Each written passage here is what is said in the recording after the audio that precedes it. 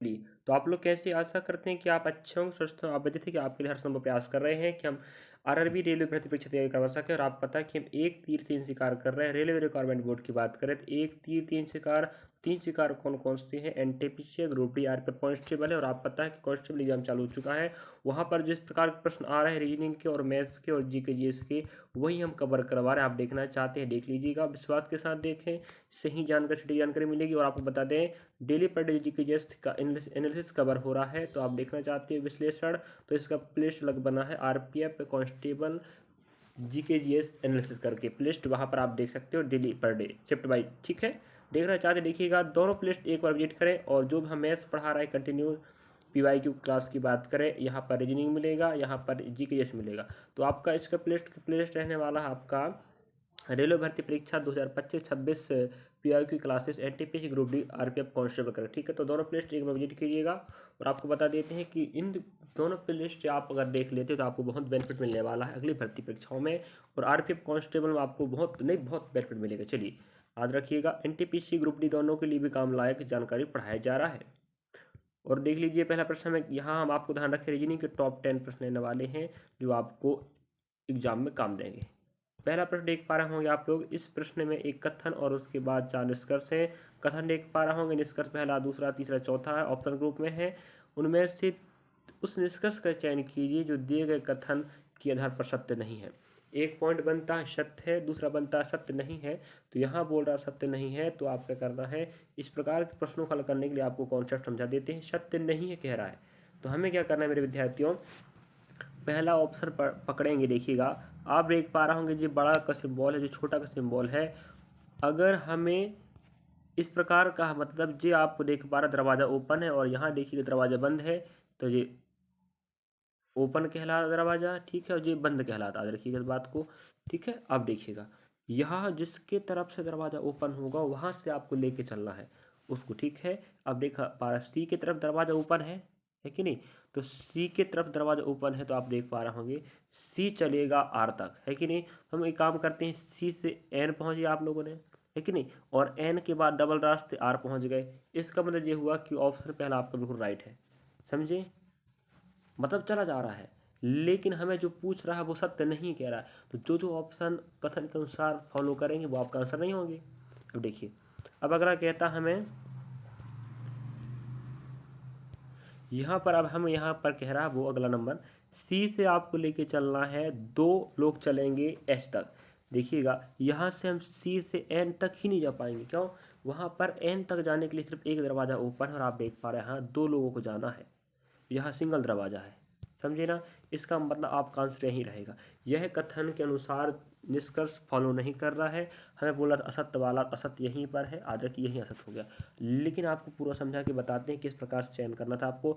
S से दरवाज़ा open है, क्यू तक चल रहा है। देखिएगा, एस से आप चलोगे दरवाज़ा ओपन, क्यू तक पहुँच गए, ऑप्शन पहला ही पहुँचे, ऑप्शन तीसरा पहुँचे। अब चौथा देखते हैं, एन जाएगा दो लोगों के साथ एच तक। देखिएगा, एन यहाँ पर है, दरवाज़ा ओपन है, आर तक डबल रास्ता पहुँच गया और एच तक भी पहुँच गया। इस प्रकार से ऑप्शन पहला, ऑप्शन तीसरा, ऑप्शन चौथा बिल्कुल सत्य है, ये आपके कथन के अनुसार चल रहे हैं, लेकिन ऑप्शन भी ऐसा नहीं है।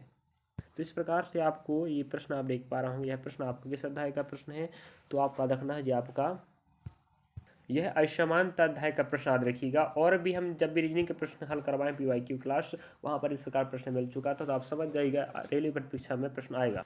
अब प्रश्न देख पा रहे होंगे आप लोग, कथन निष्कर्ष का है। तो कथन निष्कर्ष हम पहले बता चुके हैं, 2 या 3 प्रश्न आने की संभावना है आरपीएफ कांस्टेबल में, एनटीपीसी ग्रुप डी में।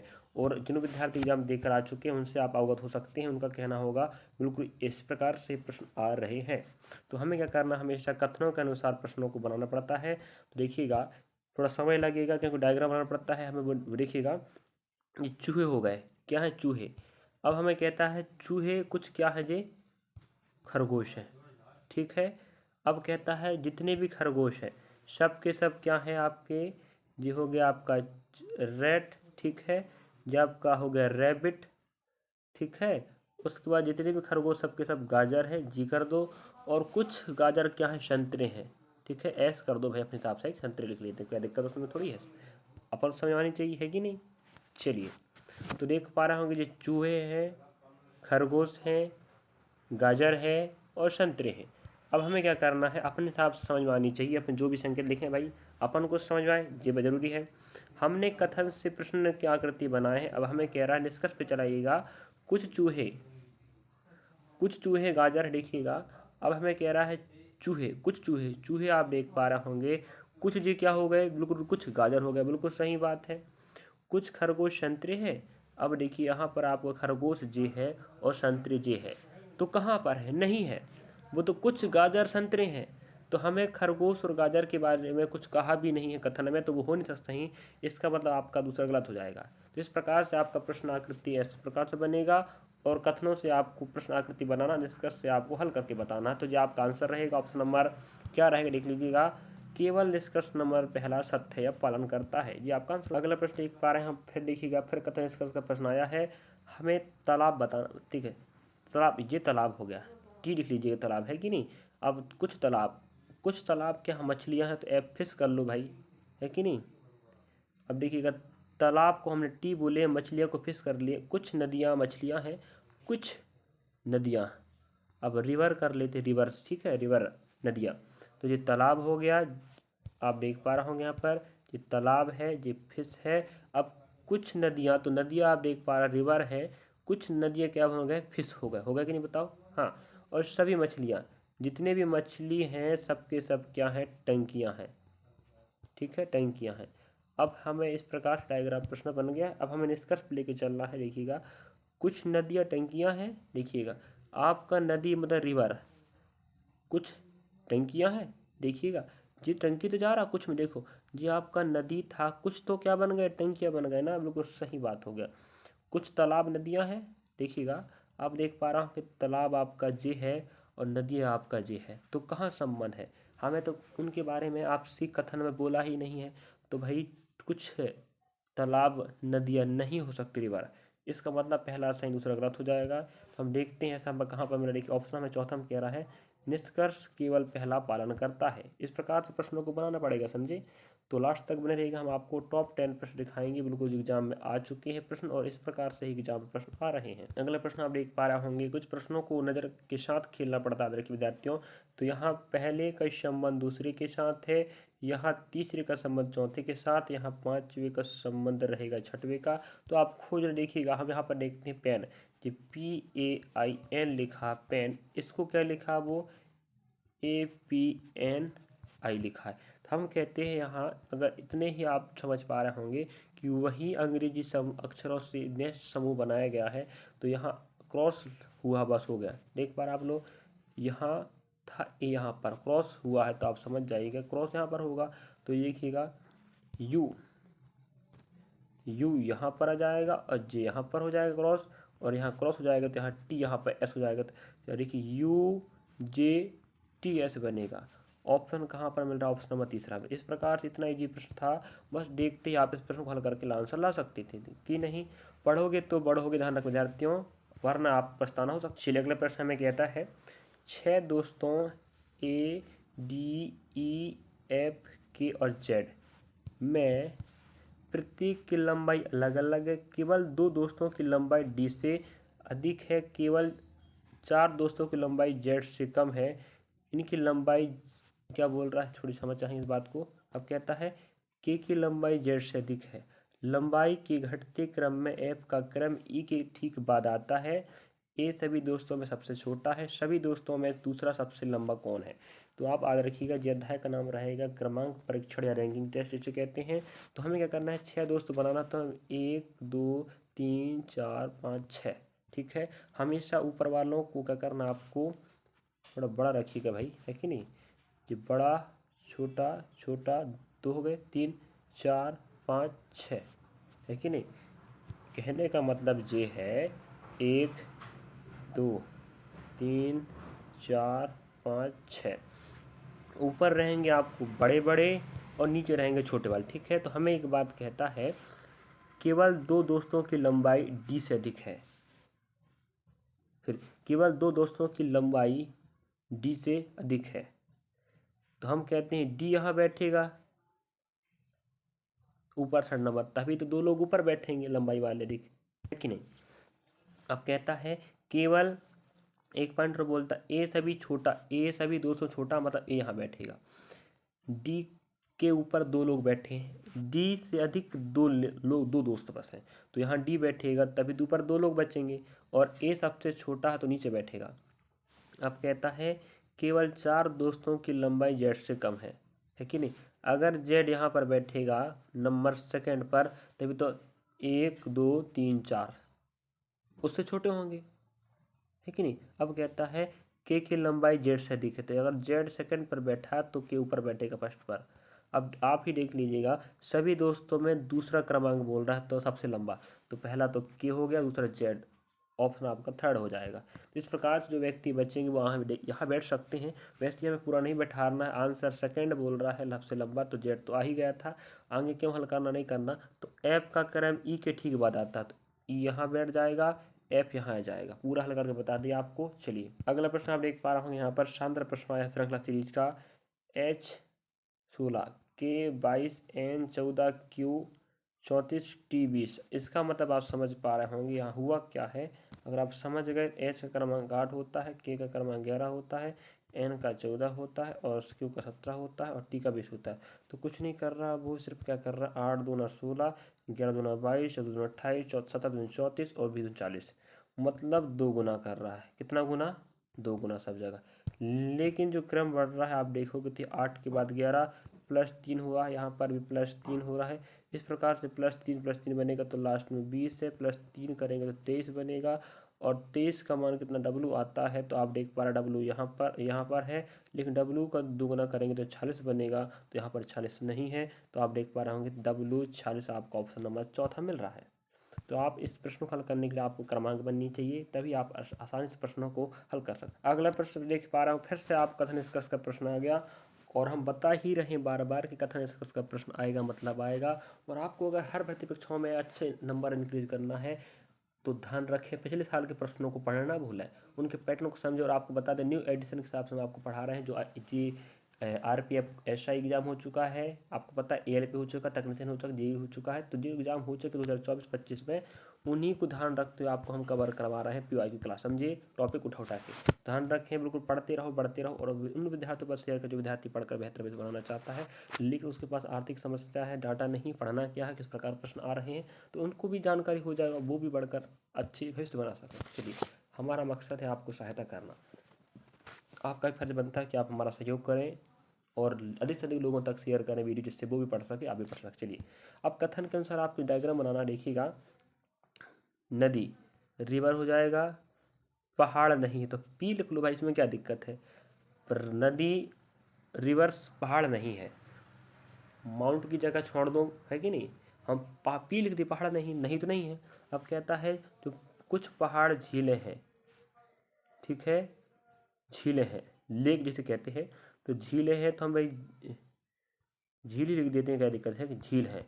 अब कुछ पहाड़ क्या झील है, और सभी झील क्या है, तालाब है कि नहीं। अब देखिएगा डायग्राम बन गया। अब पढ़ते हम क्या निष्कर्ष, तो कुछ झीलें नदियां नहीं है। अब देखो नदियां आपके ये हैं और झीलें ये हैं, सही बात तो नहीं तो कह रहा है, वैसे यहाँ पर है भी नहीं, नहीं तो नहीं है। अगला कुछ झीलें पहाड़ है, देखिएगा आप देख पा रहे हैं झीलें जो हैं, कुछ क्या हो गया जी, पहाड़ हो तो गए, बिल्कुल सही बात है। अगला देखिएगा, हाँ अब यहाँ पर हमें कुछ तालाब पहाड़ कह रहा, तो वहाँ पर जे भी सही है, तो आप लोग समझ गए होंगे। इस प्रकार से वहाँ चेक कर लीजिएगा कुछ तालाब पहाड़ है कि नहीं। अब निष्कर्ष पहला भी सत्य है, निष्कर्ष दूसरा भी सत्य है, निष्कर्ष तीसरा भी सत्य। इस प्रकार से आप देख पा रहे होंगे तीनों निष्कर्ष आप क्या हो गए, सत्य हो गए। तो आपका आंसर राइट हो जाएगा, 1 नंबर आपको यहाँ पर मिल जाएगा। और आपको पता है कि रीजनिंग के आरपीएफ कांस्टेबल 35 प्रश्न आ रहे हैं, जो सभी अध्यायों को लगभग एक दो प्रश्न आएंगे। तो अधिकांश कुछ टॉपिकों को दो या तीन प्रश्न कवर कर रहा है, तो ये बात ना भूलें। तो देखते रहो, अगला प्रश्न आप देख पा रहे होंगे कोडिंग डिकोडिंग का प्रश्न आया है। और एक निश्चित कोड भाषा में BD हम BDSHK को GHVJL लिखा जाता है, और FGLRU को KKOT लिखा जाता है। उसी कोड भाषा में ELPH को क्या लिखा जाएगा, तो हम बता दें आपको, कुछ नहीं करने का, क्रमांक लिखने का। तो आप भाई इसका 2 क्रमांक हो जाएगा, है कि नहीं। बी का क्रमांक हाँ लिख रहे हैं, बी का 2, डी का 4, एस का 19 हो जाएगा और एच का 8 हो जाएगा और के का 11 हो जाएगा। उसको क्या लिखा उसने 7, 8, फिर 22, फिर 10, फिर 12। तो यहाँ हम क्रमांक लिख पाए तो हमें समझ में आ जाएगा कि हुआ क्या है। तो यहाँ +1 देख पा रहे हैं, +2, +3, +4, +5, मतलब आप देख पा रहे होंगे अगर लेफ्ट टू राइट लेके चलेंगे तो प्लस क्रम से घटते क्रम प्लस हो रहा है, +5, +4, +3, +2, +3, और राइट टू लेफ्ट चलेंगे तो भाई +1, +2, +3 होते चल रहा है। तो ये रूल लग रहा है भाई, इसमें क्या दिक्कत है। हम देखते हैं भाई इसमें क्या है।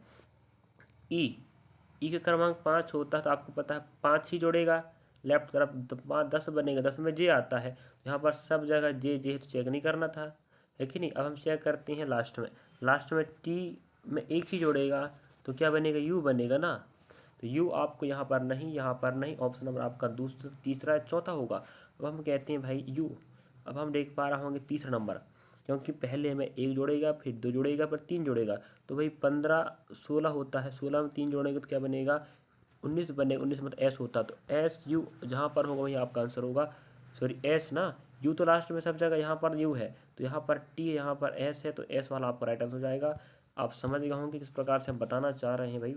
यहाँ +1 करो, +1, +2, +3, +4 और +5 रहेगा, है कि नहीं। रूल तो समझ गए आप लोग। इस प्रकार से हल करके ऑप्शन छांट रहे थे, पहला छट गया, दूसरा छट गया, तीसरा यू आ गया था, लेकिन हम यहाँ थर्ड नंबर देखें तो +3 हो रहा था, एस आना चाहिए था। इस प्रकार से आपका आंसर 1 नंबर पका लेते इस प्रकार से हल करके। अगला प्रश्न आप देख पा रहे हो, अब भी मैंने इस प्रकार का प्रश्न हल करके बताया था आपको क्रमांक परीक्षण का, उसी प्रकार का प्रश्न फिर से आ गया और इससे पाठ में आपको लगभग 3 प्रश्न मिले होंगे कथन निष्कर्ष का, और उसी शिफ्ट के प्रश्न का ध्यान रखें, उसी शिफ्ट के या उसी पेपर के आपको जो प्रश्न मिल रहे हैं वही चल रहे हैं। तो ध्यान रखें, आपको बहुत बेनिफिट मिलेगा अगर आप पढ़ रहे हो तो। और रेलवे की तैयारी करवा रहे हैं, बार बार बोल रहे हैं आपको, है कि नहीं। एग्जाम में जो प्रश्न आए वही कवर हो रहा है, बाहर से नहीं। एसएससी के प्रश्न नहीं है, बैंक के प्रश्न नहीं है, स्टेट लेवल एग्जाम के नहीं, सिर्फ रेलवे के प्रश्न चल रहे हैं और आपको हर भर्ती में ये काम देने वाला है, समझे कि नहीं। चलिए, यहाँ पर हमें कहता है 5 मित्र हैं, ए बी सी डी। ई ने एक परीक्षा में भाग लिया और प्रत्येक ने अलग अलग अंक प्राप्त किए। बी ने केवल 2 मित्रों से अंक प्राप्त किए। सी ने सर्वाधिक अंक प्राप्त नहीं किए लेकिन बी से अधिक अंक प्राप्त किए। ई ने केवल डी से अधिक अंक प्राप्त किए। सर्वाधिक अंकों के आधार पर, प्राप्त सर्वाधिक अंकों के आधार पर इनमें से कौन दूसरे क्रमांक पर। इसके पहले भी हमें दूसरा क्रमांक बोला था, हम आपको फिर बता देते हैं। जिसका क्रमांक अधिक होगा ऊपर बैठेगा, अधिक फिर कम हो, ठीक है। तो हम कहते हैं 5 लोग हैं तो 1, 2, 3, 4, 5, है कि नहीं, क्रम से ऐसा बना देते हैं भाई। तो 5 लोग हैं। अब हमें कहता है यहाँ पर बी ने केवल 2 मित्रों से अधिक अंक प्राप्त किए। अगर हमें पता हो रहा है कि 2 लोगों से अधिक अंक प्राप्त किया, किसने, बी ने, तो बी का क्रमांक बीच में रहेगा, तभी तो 1, 2 इन लोगों से अधिक होगा ना। देख पा रहा आप डायग्राम में, देख पा अधिक है, सिर्फ 2 लोगों से कह रहा है, सिर्फ 2 मित्रों से अधिक अंक प्राप्त बी ने किया, मतलब बी का क्रमांक बीच में रहेगा। सी ने सर्वाधिक अंक प्राप्त नहीं किए लेकिन बी से अधिक है। बी से अधिक है मतलब सर्वाधिक अंक तो ऊपर बैठने वाला करेगा, लेकिन यहाँ पर कौन आ जाएगा, सी आ जाएगा। अब देखिएगा, अब हमें कह रहा है इनमें से कौन दूसरे स्थान पे बैठा। देखिएगा दूसरा स्थान पर सी तो आ गया, ऑप्शन अब आपका तीसरा हो जाएगा। आगे क्या हल करना भाई, अब आगे हल भी कर ले, ऐसी बात नहीं, कर लेते हैं, इसमें क्या दिक्कत है।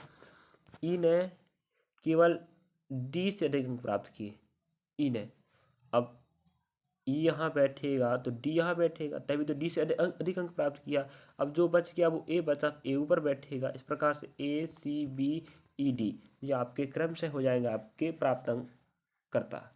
इस प्रकार से आपका आंसर 2 ही बिंदु से आंसर आ गया था, ऑप्शन नंबर आपका सी राइट है कि नहीं, मतलब और आंसर भी सी है। अगला प्रश्न देख पा रहे होंगे, शायद लास्ट प्रश्न जी हमारे टॉप 10 का, और मैथ्स और रीजनिंग का टॉप 10 प्रश्न हल होगा, जो आपके लिए बहुत बेनिफिट फायदेमंद होगा, साबितकार होगा। और जी के जिसके हम पर डे कवर करवा रहे हैं, टॉप पे 20 प्रश्न ध्यान रखें। और अभी शायद हम ना करवाएं, इसलिए ना करवाएं क्योंकि हम जी के जिसका एनालिसिस कवर करवा रहे हैं, जो एनालिसिस आपको हर भर्ती परीक्षाओं में काम देगा, एसएससी, बैंक, रेलवे और रेलवे में तो काम देने ही वाला है। चलिए, क्योंकि कांस्टेबल का काम का है। अब हमें कहता है 139 अनुपात 150 समानुपात 73 अनुपात 84 समानुपात 17 है। तो इनमें आपसी संबंध खोजना है आपको। आपसी संबंध क्या है देखिएगा, अगर हम 139 को देखें अंतर 150 में, तो आप हम कहोगे भाई यहाँ पर 11 का अंतर है, है कि नहीं। अगर वहीं देखें तो यहाँ पर भी 11 का अंतर है, तो यहाँ पर देखें हम 11 का अंतर होगा तो कितना बनेगा जी, 7 1 8 हो जाएगा और 1 2 हो जाएगा, मतलब 28 आएगा। कहने का मतलब ये है कि यहाँ पर प्रश्न चिन्ह स्थान पर 28 आएगा। तो इन सब संख्याओं के बीच में या तो हम बोलेंगे 11 प्लस हुआ है, ठीक है, 11 प्लस है, यहाँ पर भी 11 प्लस करेंगे तब बनेगा कितना, 28 बनेगा। इस प्रकार से आपका आंसर ऑप्शन नंबर सेकेंड हो जाएगा। चलिए, तो हमने विद्यार्थी आपके लिए टॉप 10 प्रश्न दिखाए हैं रीजनिंग का। अब हमें उम्मीद है कि आप इन प्रश्नों के माध्यम से अपने भविष्य बनाने में सहयोग फ़ायदा लोगे। तो हमें उम्मीद है कि आप लोग पढ़ लिख कर अच्छे से नंबर पकाकर एक पोस्ट पाकर अपनी सफलता की राह को चुनकर एक भविष्य बना सकते हो। हमें उम्मीद है कि हमने आपके लिए अच्छे से डाटा दिए हैं जो एग्जाम में आपके लिए बेनिफिट होने वाला है, और विश्वास के साथ पढ़ेंगे तभी आपको सफलता मिल पाएगी। अगर आप विश्वास नहीं करोगे और कुछ आधा हिस्सा देख के आगे निकल जाओगे तो कुछ भी पल्ले नहीं पड़ेगा। तो लगातार लास्ट तक आपको देखना है, तो अपने आप समझाएगा। तो वीडियो अच्छा लगा तो लाइक करें, सब्सक्राइब करें, शेयर करें। और ऐसे प्रश्न एग्जाम में आ रहे हैं, अगर आपको यकीन नहीं तो जिन विद्यार्थियों का RPF एग्जाम हो चुका है 2 मार्च से याद रखिएगा चालू हो चुका, 2 3 4, तो जिनका हो चुका है इन तारीखों में 2 3 4 मार्च को RPF कांस्टेबल का, तो आप उनसे पता कर सकते हैं कैसे प्रकार प्रश्न अगर उनका कहना होगा बिल्कुल सही बात है तो याद रखिएगा हम जो डाटा दे रहे हैं आपके लिए साबितगार होगा। 80-90 प्रश्न आप बोल देते हैं भाई, 80-90 प्रश्न बोल देते हैं, फायदा होगा। मैथ्स से भी फायदा होगा, रीजनिंग फायदा होगा, जीके जैसे फायदा होगा। और जीके जिसका एनालिसिस कवर हो रहा है, बार बार बोलना पड़ रहा तुम्हें, तो जाके देखिएगा अलग से प्लेलिस्ट रहेगा RPF कांस्टेबल जीके जिस एनालिसिस करके। और रेलवे भर्ती परीक्षा PY की क्लासेस में आपको समस्त NTPC group D RPF constable तैयारी करवाई जा रहा है। दोनों प्लेलिस्ट विजिट करें और दोस्तों के पास भी शेयर करें। जो विद्यार्थी पढ़कर लिखकर अच्छा भी बनना चाहता है, उसके पास समस्या है, आर्थिक रूप से कमजोर है, तो उसको विद्यार्थी को भी सहायता मिल सके। हमें उम्मीद है कि आपने हमें देखा, अच्छा लगा। धन्यवाद।